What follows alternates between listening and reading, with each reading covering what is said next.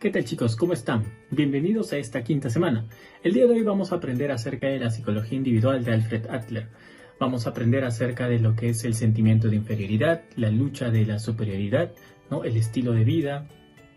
Te invito a que puedas visualizar la totalidad del video y puedas aprender el día de hoy conmigo. ¿Qué tal chicos? Bienvenidos a esta quinta semana. El día de hoy vamos a hablar acerca de la psicología individual de Alfred Adler. Vamos a comenzar un poco conociendo sobre lo que ha sido su biografía y en qué consistió su vida. La niñez de Adler estuvo muy marcada por lo que es la enfermedad, ¿no? La conciencia de muerte de los celos hacia su hermano mayor.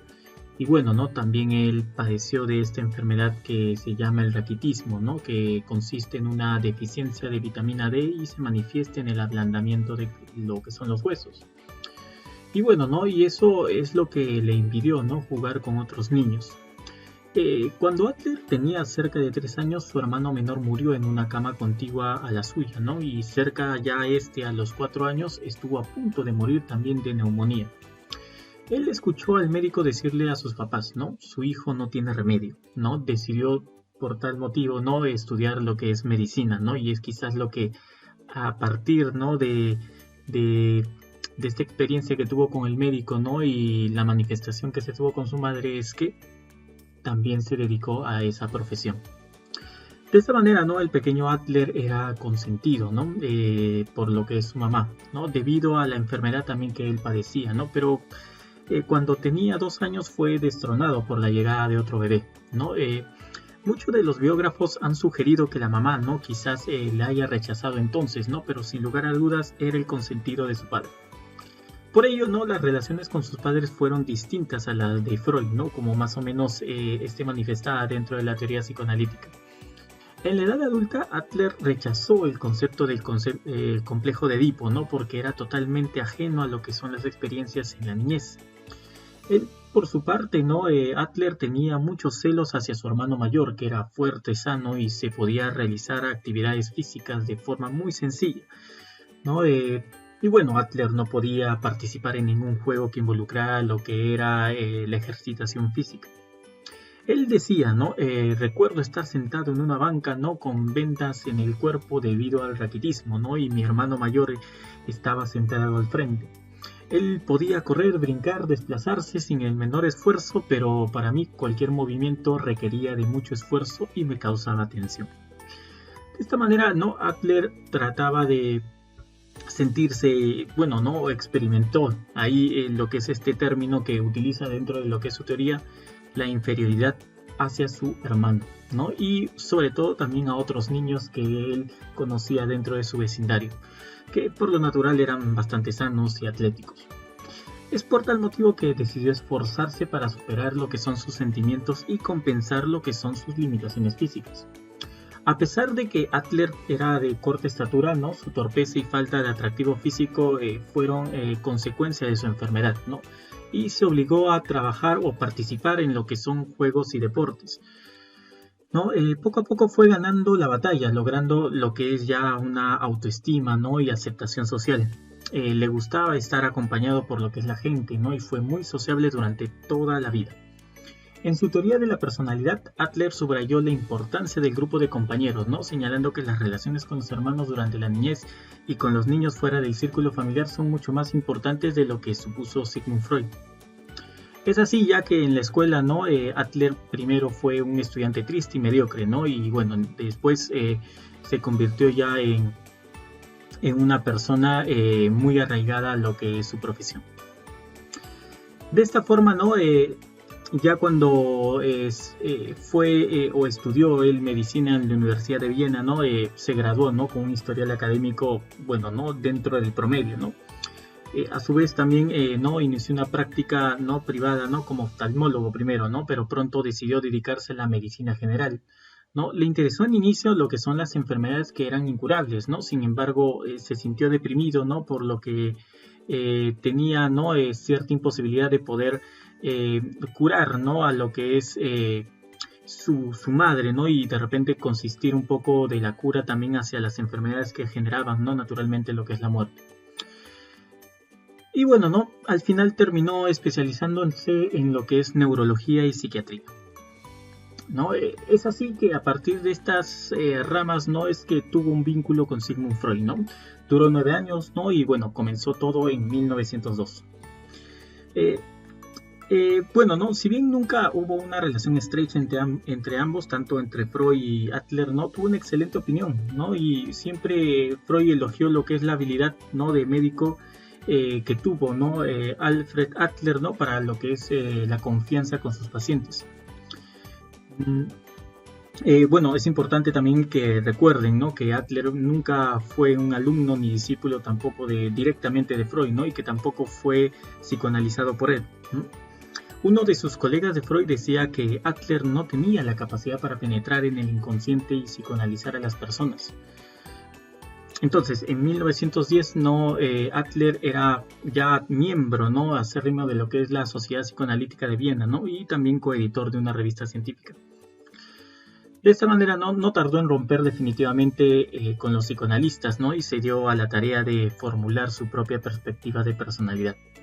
Por tal motivo, Freud reaccionó con mucho enojo, ¿no? ante esta deserción también por parte de Adler, ¿no? Ya era el segundo discípulo. Y bueno, ¿no? Se burlaba de su estatura pequeña, ¿no? Y bueno, decía que era odioso, anormal, ambicioso, ¿no? Rayando sobre todo en locura, ¿no? Y bueno, afirmó también que la teoría de Adler no tenía ningún tipo de valor. Bueno, esto un poco dentro de lo que es el enojo por parte de Sigmund Freud hacia este debido a la deserción. Y bueno, ¿no? a la contraposición que tenía este también frente a lo que es la teoría psicoanalítica. De este modo, ¿no? Adler mostró una hostilidad semejante también con Freud, ¿no? a quien calificó como un embaucador, ¿no? y también denunció al psicoanálisis como un método sucio. A él le enfureció, ¿no? que le presentaban, ¿no? a él como un alumno que era de Freud, ¿no? Y bueno, ¿no? dentro de los últimos años de su vida sintió tanta amargura a causa de los desertores de su teoría como Freud, y bueno, ¿no? disintió también esta misma experiencia, ¿no? tras abandonar lo que es el psicoanálisis. Entonces, bueno, ¿no? en 1912 ya Adler fundó su propia sociedad, ¿no? de psicología individual. Él sirvió al ejército austriaco, ¿no? durante la Primera Guerra Mundial, ¿no? y más adelante organizó en Viena, ¿no? clínicas de consultoría también para niños que eran patrocinados por el gobierno. Se mudó a Estados Unidos, ¿no? en 1929, ¿no? y fijó una residencia en Nueva York, ¿no? donde prosiguió ahí con sus trabajos para desarrollar y promover la psicología individual. Un biógrafo señaló que los rasgos personales de la genialidad, el optimismo y la calidez de Adler, ¿no? aunados también al fuerte impulso de la ambición, catapultaron, ¿no? un lugar prominente a lo que es psicólogo experto, ¿no? Y bueno, ¿no? los libros y las conferencias de Adler le valieron un reconocimiento nacional, ¿no? y pronto se convirtió en el psicólogo más conocido en Estados Unidos, ¿no? el personaje del momento en ese entonces, ¿no? Y bueno, ¿no? en 1937, ya mientras efectuaba un agotador recorrido en Europa, sufrió de un infarto y bueno, lamentablemente falleció en Escocia. Bueno, vamos a ver en qué consiste la teoría de Alfred Adler. Él habló acerca de lo que son los sentimientos de inferioridad, ¿no? que están naturalmente presentes, ¿no? como una fuerza motivadora del comportamiento. Y bueno, él trató de demostrar, ¿no? que esta inferioridad tiene un comportamiento significativo, ¿no? como una fuerza interior que está adherido a lo que es el ser humano. Entonces, a partir de esta condición es común que todos los seres humanos no representen una señal de debilidad ni de anormalidad. Entonces, por eso es que Adler propuso que los sentimientos de inferioridad no son la fuente de esfuerzo humano, ¿no? Entonces, el crecimiento individual se obtiene por medio de lo que es la compensación. Es decir, los intentos por superar las inferioridades reales o imaginadas, ¿no? Y a lo largo de la vida nos mueve la necesidad de sobreponernos, ¿no? a estos sentimientos y tratar de alcanzar niveles de desarrollo. Otro aspecto que también llamó mucho la atención fue también el término de inferioridad orgánica. ¿A qué trató de referirse Adler con esto? Si bien es cierto, también viene de la misma fuente de sentirse menos, ¿no? Pero aquí tiene mucho que ver lo que refiere a estructuras orgánicas defectuosas, ¿no? del cuerpo que van moldeando la misma personalidad en los intentos de compensar ese defecto o la debilidad, ¿no? tal como lo había hecho Adler también cuando experimentó lo que es el raquitismo, ¿no? o también cuando tenía su inferioridad física, ¿no? en lo que era su etapa de niñez. Esto muchos asocia a lo que es la vida cotidiana, ¿no? Por ejemplo, un infante débil quizás se centre en su debilidad y se esfuerce por adquirir lo que es una excelente habilidad atlética. De esta manera se determina un poco lo que es también el aspecto de compensación, ¿no? Y lo que es la lucha también por la superioridad.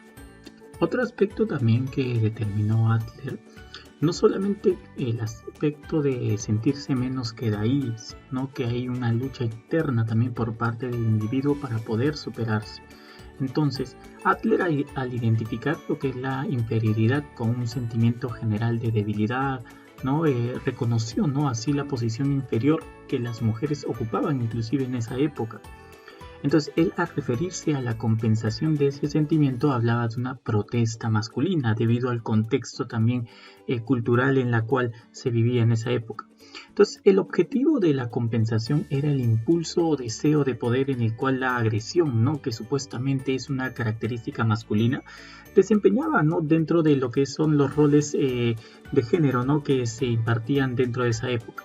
Entonces, más adelante rechazó la idea de identificar, ¿no?, lo que son los sentimientos de inferioridad con la feminidad, ¿no?, y adoptó una óptica mucho más amplia, el cual es la lucha por la superioridad o lo que es la perfección. Entonces, de esta forma describió lo que son los conceptos, ¿no? Lucha por la superioridad, ¿no?, diciendo que es un hecho fundamental de la vida. Todos luchamos por alcanzar la superioridad como meta última de nuestra existencia.